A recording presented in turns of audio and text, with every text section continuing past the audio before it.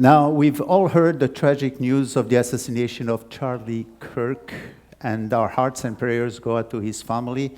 Now, Charlie Kirk was only 32 years old, and he's known for holding open-air debates on campuses across the U.S., always boldly defending the scriptures and standing firm on biblical values.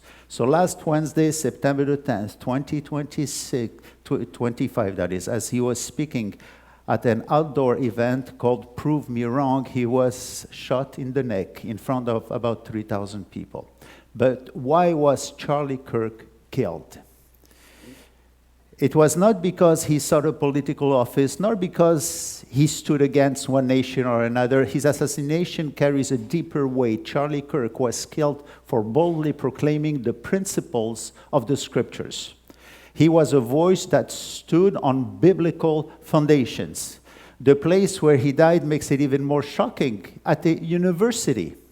A place that should represent learning, open debate, and freedom of speech. This tragedy shows the rising hostility toward those who stand firmly on the Word of God, even in the very places that are supposed to protect different viewpoints. But notice this. At the very same time, in the very same places, Jewish students are also being targeted. Across Western universities, including here in Montreal, many Jewish students face harassment, discrimination, and even exclusion. Today, we hear that 78% of students or graduates in North America said they avoid certain places or events because they are Jewish. So much so that on March the 10th, 2025, the U.S. Department of Education sent letters to about 60 universities, warning them of consequences if they fail to better protect Jewish students from harassment and discrimination. Charlie Kirk was silenced for speaking the truth of the scriptures, and Jewish students are being silenced just because of their genealogical identity as Jews. Both points to the same tragedy. University, once intended to be a sanctuary of growth, discovery, and freedom, have become places where truth is assaulted, and the common denominator is spiritual. It is in the Bible and what it teaches. And yet, originally, I want to tell you, most of these great universities in Europe and North America were originally created with the explicit purpose of promoting the knowledge of God. Harvard University, founded in 1636, originally bore the motto, Truth for Christ and the Church. Yale University, established in 1701 by the Puritans, was rooted in a strong evangelical movement.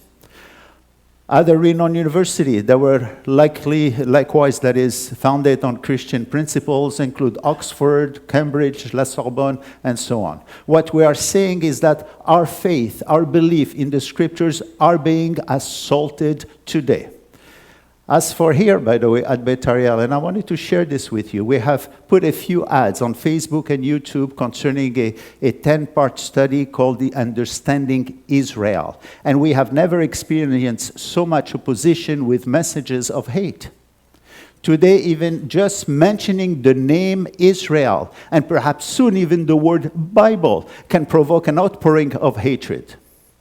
Are we ready for this? Again, all of these things are in accordance with Bible prophecies. Ultimately, the scriptures tells us that a Western world leader will rise who will, according to Revelation 13:7, be granted to him to make war with the believers in order to overcome them. This is what it says.